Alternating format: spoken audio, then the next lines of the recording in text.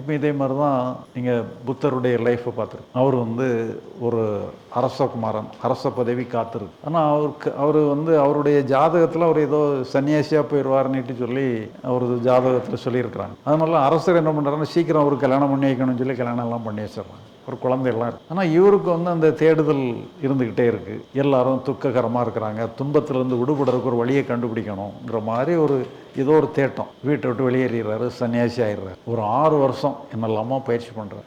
அவருக்கு தியானங்கள் 2 குருநாதர்கள் வந்து வழிகாட்டுறாங்க. அதெல்லாம் சின்சியராக ஃபாலோ பண்ணுறாரு. நிறைய அனுபவங்கள்லாம் அவருக்கு கிடைக்குது. நிறைய விரதங்கள் மேற்கொள்கிறாரு.